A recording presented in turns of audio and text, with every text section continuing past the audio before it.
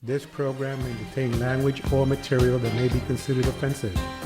The views expressed are those of the speaker and do not reflect the views of the management of WHRW or those of other WHRW station members.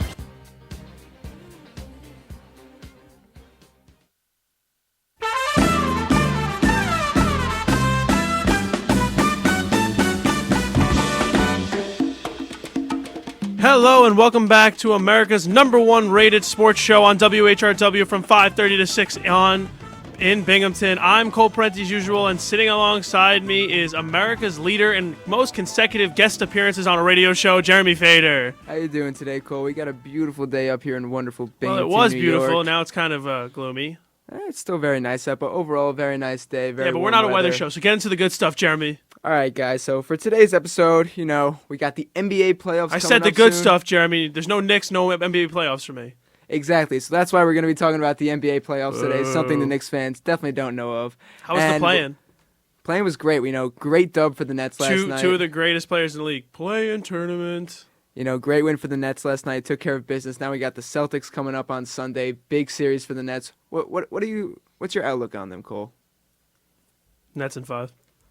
Nets in 5. I'm going to have to actually agree with you for once. I'm going to go Nets in 5. I think, yes, the Celtics are the higher seed. Yes, they're hot. Jason Tatum's a great player. Maybe even an MVP candidate. Jaylen Brown's great as well. But KD, Kyrie, hopefully we're going to have Ben Simmons coming back. I'm going to give it to No the chance Nets. of that. But, I just don't think that the star power matches up between Boston and Brooklyn. I know you got KD and Tatum match up pretty well. Obviously, KD's a much better player, but they'll be able to go at each other. I don't think Tatum's going to be able to stop KD that well as much as KD will stop Tatum. And then I don't think Jaylen Brown or Marcus Smart can really get the job done against Kyrie Irving. When Kyrie's on his game, he's on his game, and really there's not many people who can stop him during that. Yep. Now, if the Nets were to win against the Celtics, they would go on to play the winner of the Bucks and Bulls, which I think would be the Bucks. Bucks in 5. So let's say Bucks in 5. I'm going to say Bucks Hey, Jeremy. in 4 even. Jeremy. Bucks in 5. So let's say that the Bucks do win, which we both agree with here. Who are they playing again? You said The Bulls. the Bulls. Oh yeah, the Bulls have been. Where are they from slumping at again? the end. Oh, Chicago. Chicago, That's right. according to Scott Yanover, last Yes. week's guest star. So rematch of last year, Bucks, Nets. Who do you got? I mean, if KD's shoe size was a 16, the Nets would have taken it home. But I'm gonna go with the Bucks just because they've done it before. They're confident. They're still a really good team. However, they don't. I don't know who's going to be able to really guard Kyrie. Brooklyn didn't have Kyrie last time they met in the playoffs, if I'm correct, right? That's correct. I really find Kyrie a hard player to guard. I think that... What's his name? Oh, Drew Holiday. Slipped my mind. Will do a really good job, but I just think Kyrie can go on streaks where he's just unguardable. I'm going to have to pick the Nets in this series. Last year, Homer. you had KD Biased. and half of James Harden because, Net he was fan. dealing with that hamstring injury and obviously no Kyrie. Stupidly optimistic.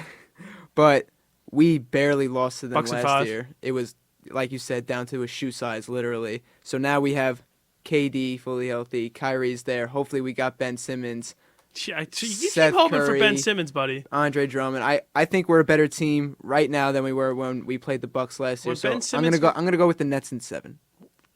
When Ben Simmons gets on that free throw line down by 1 and misses the free throw, I don't think you'll be asking for Ben Simmons. Ben Simmons is someone who we're gonna need to play, and I'm really hoping he's available for us. Yeah, we'll see about that. All right, so now switching to the other side of the Eastern Conference here, we got the Heat, who still kind of determined who they're going to play, but we got the 76ers and the Raptors. What are your thoughts on that series? All right, I'm going to expose one of our friends real quick. Last night, me, Jeremy, and Scott, who was here last week, were at the Rumble Pony game, which we'll get to later, and Scott actually looked at us straight-faced and said that he thinks the Raptors... How many games did he say they'll beat the 76ers? He said in 5. He also, and I quote, that he said that James Harden is equivalent to Seth Curry and Andre Drummond. I don't think I've ever heard a worse sports take in my life. I don't think I've ever heard a worse take in my life. Me and Jeremy looked at each other. Yes, we hang out outside of work. Nothing about it. Don't worry about it. We're friends. Get over it. And I was just astonished. I was like, really? It's all like... obviously, the Sixers are going to win that series in 6... because K-Lau and Jimmy Butler still got a little in them, but they're not going to be able to beat the Sixers. And who's the other The side? 76ers are playing the Raptors. Then why did I think they were playing the Heat? I don't know. But Oh, well, yeah. Well, Scotty Barnes can't guard.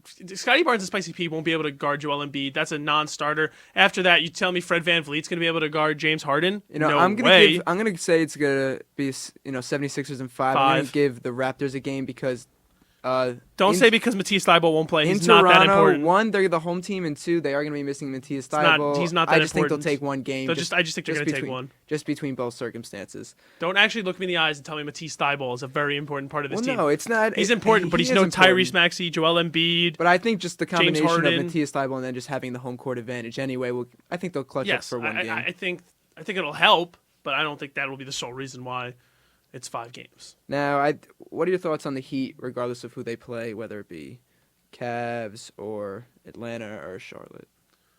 Cavs, Atlanta, and Charlotte. We've seen Miami underperform sometimes. I'm a little nervous about who they come out. I think they'll beat any one of those teams, but I think it'll be in 6, and they'll definitely lose a game or two that they should have won. I think the Heat will take care of business. I think they'll beat any of those teams. I mean, Trae Young, if he can do what he Rayford. do, we've seen it before in the playoffs last year, but I think the Heat clutch up that series. Yeah, the Heat to me are a very balanced team. When I think about teams I'm scared of, I think about like big men who are going to cause problems, like Embiid and the Heat have Bam Adebayo to guard the guys like that. Like I'm watching the Knicks series There's no last year. guarding a guy like Embiid. There's only containing him. Yeah, well, containing him enough that he won't be. Clint Capella absolutely threw Mitchell. No, it was Nerlens Noel around last playoff. So really, you need a big man that can contain someone like that. And yeah, obviously Clint Capella and Jared Allen's a big man. It doesn't really need to be contained like Clint Capella because he's a little wiry. But still, in my opinion, you need a good big man, and the Heat have it. I know I just rambled a lot, but that's what I was getting to. Gotcha. So now we're going to move on to the second round, and we'll switch over to the West in a few minutes. But so now we have the Heat versus 76ers and the Bucks versus the Nets. Bucks and Sixers, here we go. Eastern Conference Finals, baby. Bucks in 6. So you got the Bucks coming out of the East here. Yeah, there's nobody that can stop them. Really? Yeah, I don't think your stupid playing team can stop them. Well, I think the Nets Bucks series could definitely be the best of the Even entire without DeMarcus Eastern Cousins Conference. anymore, the Bucks will win. But I am gonna, there could be some bias here, but I still, like I said, I made my case for why I think the Nets, I think we're a better team than we are. Jeremy, I've right had now a than little we were cough last year recently. when we Bias. when we played the Bucks. So I'm gonna take us over the Bucks, and then I'm gonna take the 76ers over the Heat. I just think they're clearly a better team. And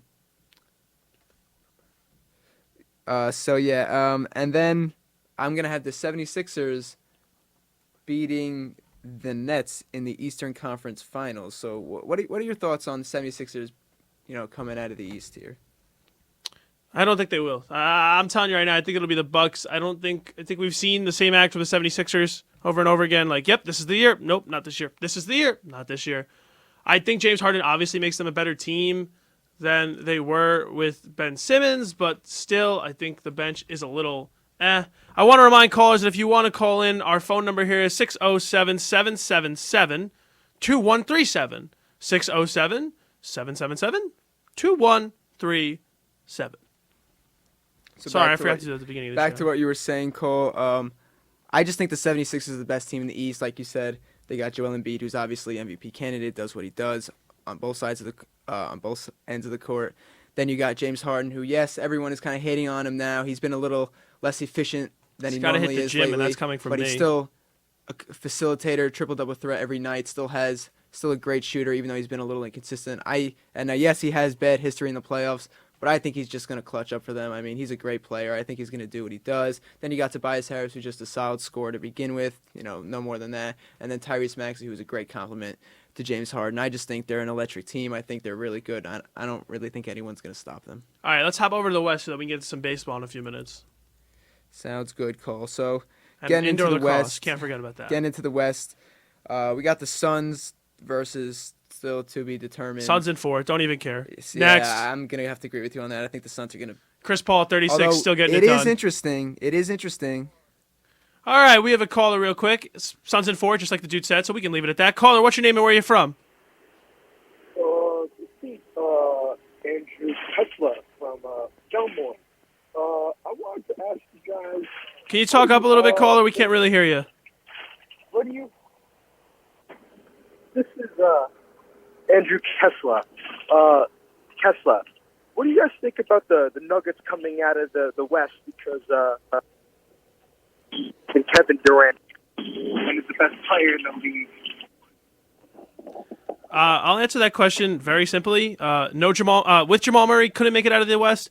Without Jamal Murray, won't make it out of the West. Thank you, caller. Have a good day, Jeremy. Where were we? So back to what we were saying, I actually thought of something interesting. Ooh, So if let's just say the Clippers end up playing the Suns in boo, the playoffs. Clippers. No, let's say the Clippers get Kawhi Leonard back. If ifs and buts were candies and nuts, we'd all have a Merry Christmas. I don't want to do ifs and buts. Kawhi Leonard hasn't played all season. Don't expect him to come off of, what was it, a torn ACL? Torn ACL. A torn ACL and drop 30.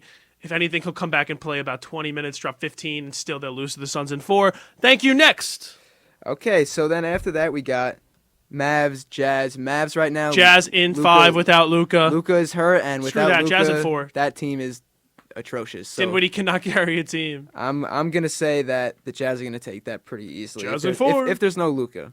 Then we got the Nuggets and Warriors. Like you just said, Warriors in 7. Warriors in 7. I'm gonna go with Warriors in 5. I love They the absolutely Warriors. I have- love the Warriors, and I don't like the Nuggets Denver that much. absolutely has no one to guard Steph Curry. That'll be a absolute flame show from him on the outside. I mean, just Steph Curry, Jordan Poole, Klay Thompson, Who's gonna Andrew guard them? Wiggins. Who's I gonna just guard I them? just think they're a way better team. Who's All they gonna got guard is them? Jokic. I mean, who do they have after that? Aaron Gordon, Will Barton. I mean, they don't have Jamal Murray. Jokic will destroy them on the inside, but they will absolutely light Denver up from 3. You know, and Steph Curry's been a little cold, you know, with the injury as well, and then he was a little cold. So, but I think But he can afford to be cold again now that he's got his boy Clay back. I think he's gonna clutch up for them. Getting Clay Thompson back was not only like it was such a feel good moment for the NBA. It was like, you go Clay. It's good to see Clay back. So now we got the Grizzlies and the Timberwolves. Grizzlies in 7. I don't think the Grizzlies are for real, as in they can actually win something, but the Timberwolves definitely can't win something. So I think I'll take it back. Grizzlies in 5. The Timberwolves will take 1 game, but the Grizzlies will definitely be shocked at what playoff basketball looks like. Even though the Timberwolves don't have much experience with that, I don't think the Grizzlies are going to do that well. I'm going to agree with you. I'm actually going to go Grizzlies in 6 just because I really like Anthony Edwards, Cat, and D'Lo. I think those 3 are a really good trio, Forgot and Pat I think Bev. I think they got some potential over there in Minnesota. But, you know, like you said, Grizzlies are definitely the way better team, but they're also very young. I don't think they're good enough to win it all. I just think they're too young, too inexperienced. But I Plus, definitely you wouldn't think, want to see anyone win a championship on that court. It's the ugliest court in the league. I definitely think they'll escape round 1, though. Just so close to that. What is it? Detroit court? Oh my God. So now moving up, we got the Suns versus the Jazz. I'm going to go Suns in 4, honestly. Suns in. Actually, Suns in 5. Jazz take a game at home. Yeah, I mean DeAndre Ayton will. No, I don't want to say that. Will he? I was gonna say he'll throw Rudy Gobert around, but Rudy Gobert's Defensive Player of the Year. Like He's definitely not going to be throwing Rudy he's not Gobert gonna get thrown around. That was Definitely that not. was And yeah. DeAndre Ayton is nothing like incredible to begin with. I mean, yeah, I agree. Would I like a do over of that pick and take Luka Doncic? Obviously.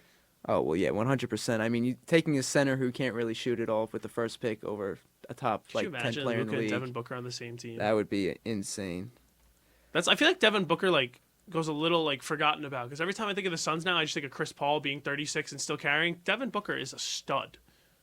Like you can't stop him sometimes. He dropped 70 on the Celtics back in like Devin forgotten Booker times of the Devin Sun Booker decades. just kind of goes under the radar. I feel like he's one of the best players in the Yeah, league. Straight 100%. up. Straight up.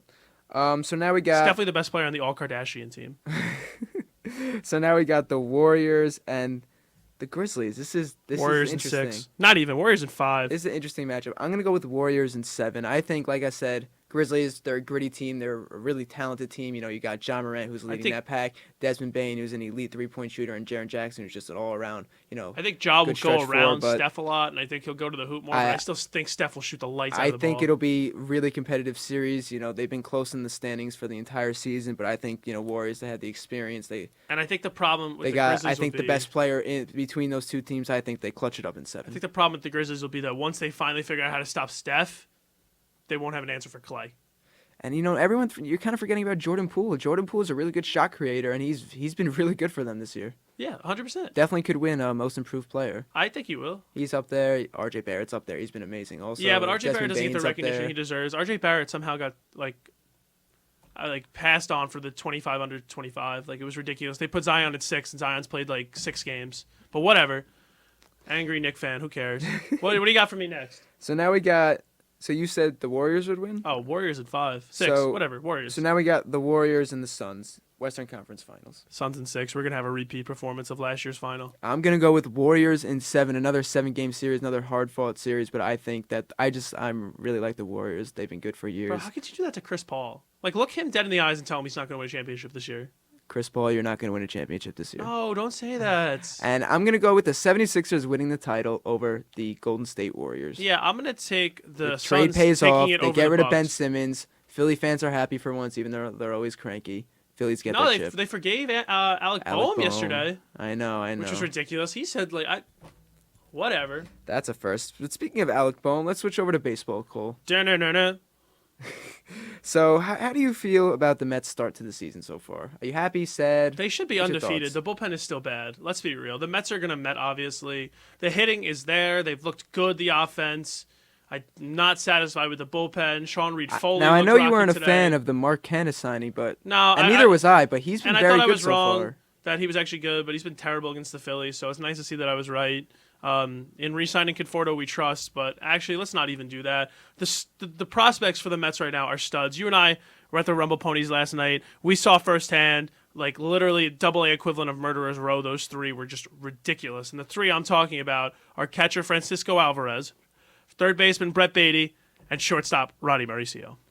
I mean, those 3 are all highly ranked prospects. You know, Alvarez being the top 10, Beatty I'm pretty sure is top 30, and then Mauricio's in the bottom. You know, I think he's in the back end of the top 100, but still somewhere in the 70s.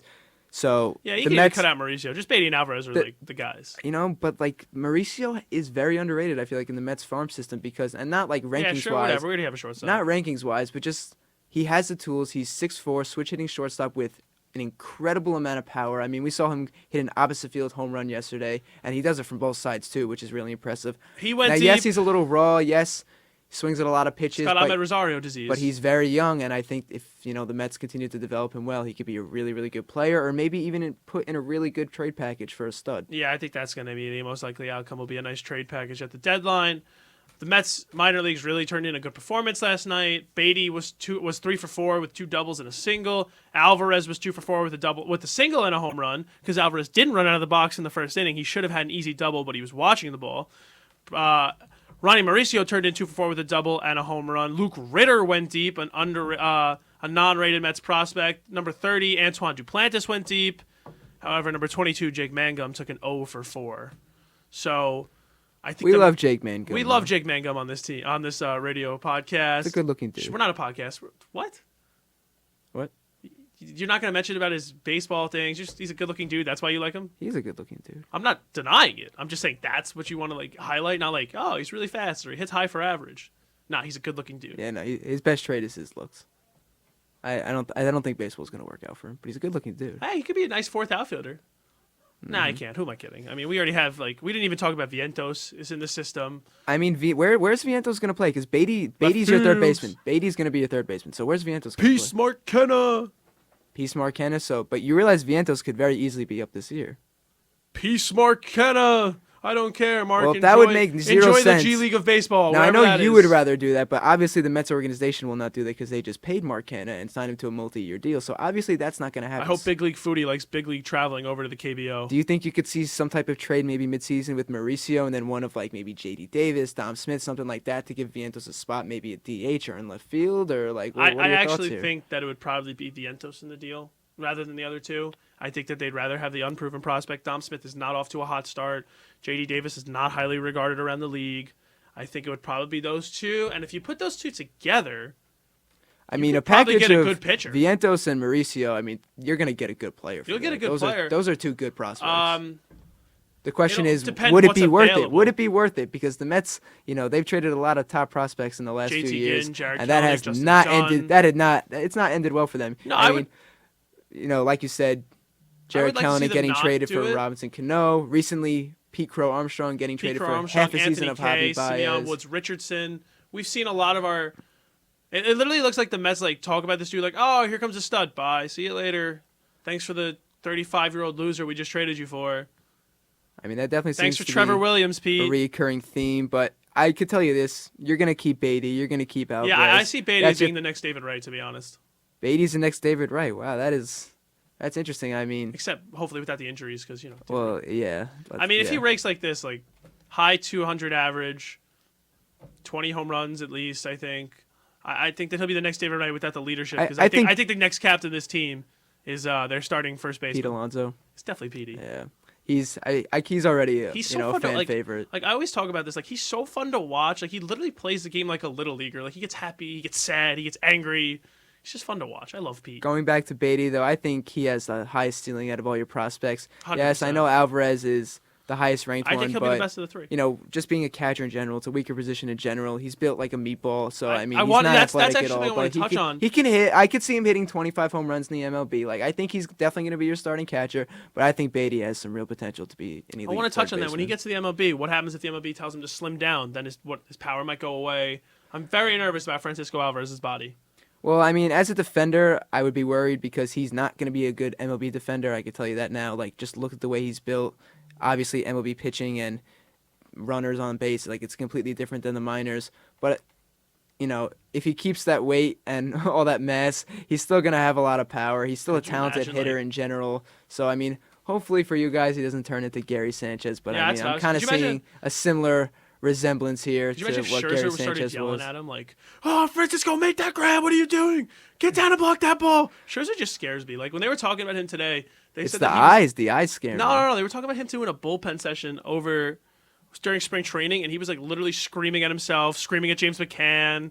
He said he missed with the slider, and he was like, "Yeah, good pitch.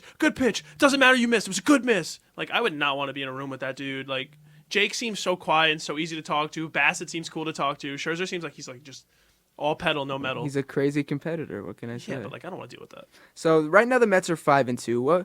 Should be What is your 7-0. projection for how they'll finish the season? 160 and 2. No. I think realistically 90, 95 wins.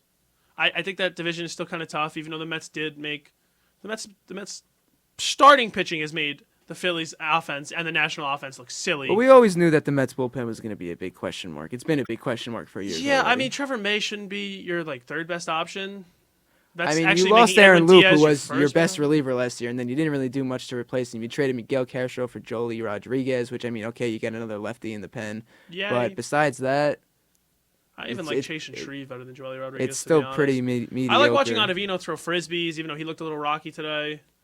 Yeah, I'm a little nervous about that bullpen, but I like our starters. Tyler McGill is turning into Cylor McGill before our eyes.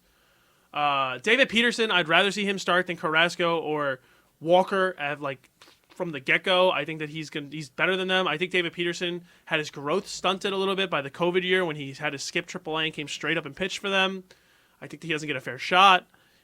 Chris Bassett looked amazing. And the worst one, in my opinion, the one who's looked the worst was Scherzer. I mean, he gave up 3 runs to the Nats, and he gave up another run today, and that's the worst. Like, that's phenomenal. Well, the Mets pitching has just been really, really good so far. I mean, it's... and Can you don't imagine even if they have had DeGrom there yet. Oh, jinx. So now we'll switch to the AL a little. Switch to since we talked about the Mets a lot, we'll go on to the Yankees. The Yuckies. So Boo. Yankees, pretty good first series, I'd say. Someone call in against the now. Red Nobody wants to talk Sox. about the Yankees. Something that I definitely Came from behind all 3 cannot- times, right? Yep. I mean, we've started out bad. The pitching has been okay. Garrett Cole with a rough first start, but I mean, In Spider Tech, he whatever. trust. but our hitting has been pretty good. I mean, Giancarlo Stanton has been hot as a rocket. Aaron Judge doing what he normally does. Hot as a rocket. But Nobody says that. Nobody's ever said hot as a rocket. okay. I'm just calling you out. But the Trying to make you Yankees. What was I gonna say? Probably what hot do as a we- rocket. What do we need to do? We need to take Aaron Hicks out of the lineup. Now, yes, he hit Yeet. a home run yesterday. Has he been one of our better-ish hitters-ish? Okay, he's been okay so far. Nothing crazy, but he's been okay. Nick But Boone just likes him because they have the one same first name. the other day we played Judge in center field over him, and we had him in left. So he clearly is not fast enough, mobile enough, whatever, to play center field anymore. And his bat is definitely not valuable enough to take out DJ LeMahieu or Gleyber Torres or someone like that. So we definitely need to get this man out of the lineup as soon as How possible. long are you guys still paying him for? I don't want to talk about it. Ah. Him and Jacoby Ellsbury are going to do great on the Yankees softball team. So hopefully we get him out the lineup soon. Hopefully Boone gets his head out of his butt. Oh, And, can I bring something up to you? Of course. On a different note, 7-inning perfect game. Clayton Kershaw. Take him out? Yes or no? 70 pitches. 80 pitches. 80 pitches. It's tough because perfect games are really hard to come by. But It once shouldn't again, be tough. Nope, you're wrong. 100% no. Clayton, I don't care if you don't want to come. If you want to come out of this game, tap on the butt, get back in there, keep pitching. Once you give up a hit, I'll come get you. that's fair. But it's still like, is this his first start of the season? I'm pretty sure it is. I think it was. I don't care. Go back out there, Clayton. Regardless, first or second start of the season, he has injury history. He's older. I don't know if he's. I mean, I'd still let him go I'd at let him that go. point I don't because care if you ruin your career It- doing this. but, like, You'll never forget this. I'd still let him go. But Especially I the don't know. Dodgers. It's Like, they have tough so because- much in the farm system. Like, if Clayton blew out his arm, yeah, like, but they're trying to win this year. yeah, but still, you could still win this year without Clayton Kershaw. It's gonna be harder. He's like a number 3 for them. Yeah, losing your number 3 starter makes it harder to win. Oh, but he threw a perfect game, and he'll go down in history immortalized. But what happens? What if he gave up a hit and then he hurt his arm and then he's out for the next 2 months? Oh, then fire Dave Roberts. Well, that just What are you completely- doing, Dave? Why That doesn't just go out there? completely contradicts each other, right? No, there. no. If he threw the perfect game, then obviously I would have made the smart idea. But if he didn't, then it was Dave Roberts' fault, not mine. That just makes no sense to me. But okay. It makes perfect sense. If he did the good thing, then I'll take the credit. If he does something bad, then it's all Dave Roberts' fault. Okay. So we We got only got one call. Nobody else wants to call in. We're kind of Yeah. bored today. Come on, guys. yeah, but Someone call in. we still got a few minutes left. So Yeah, we got 4 minutes. Someone call in. Come on. Fox Lacrosse, tonight we got Black Bears hockey heading to the playoffs for the first time since 2013 better in than bingo. both of those. Better than both of those. We got the Breakfast Club Game 2 tonight. Oh, if it doesn't get rained out in Bruckfist Club, we trust. I'll be interesting to see second baseman Scott Yanover. I mean, yeah, the scouting report has him as a little. He's got kind of butterfingers at second base, and the bat's a little questionable. But I think he's got. That's a lot of questions. I think he's got some potential. Did you hear the internal rumbling? There was apparently Andrew Kessler was fined $10,000 by the Bruckfist Club for saying stuff that was contradictory to the team's culture. I heard. I actually also saw it on the social media page. 2 social media accounts, Twitter account, beat reporter, and an Instagram account. Let's talk about the Black Bears. Let's do it. We got nothing else, right? Let's go for it. Black Bears heading into the playoffs for the first time in their history. It'll only be in one season. First time we'll have playoff hockey back here in Binghamton since 2012-2013. The Black Bears dropped 2 to Danbury, but took 1 from them this weekend. They really needed to win those. But I guess losing for them wasn't so bad because now they're lined up to play Columbus, who they beat a few weekends ago 2 out of 3 times. I'll be interesting to see how they respond to their first taste of playoff hockey. Mo Levesque went out with an injury against Danbury, so he'll be a big question mark for them. And I'm excited to see playoff hockey. Jeremy, what are your thoughts? I don't follow the Black Bears at all, nor will I ever follow the Black Bears at all. But I'm glad you're into it, Cole. Yeah, go Cole. And I hope you start announcing them at some point over these 4 That'd be years. dope. That would be cool. But personally, I could care less about the Binghamton Okay, Black fine. Bears. Well, then we'll move on to something you do care about. The New York Riptide take on the Rochester Knights this weekend in Nassau Veterans Memorial Coliseum. Rochester's having a struggle of a season. The Riptide are on the rise. They're surging. Get it? Wave joke. Surge. Wave surge. No one is laughing, Cole. Well, I mean, we couldn't hear them. We're on the radio. No, I'm just letting you know no one was laughing. I was laughing. Our guest who's sitting and watching was laughing. Right? So funny. Yep. See, they're laughing.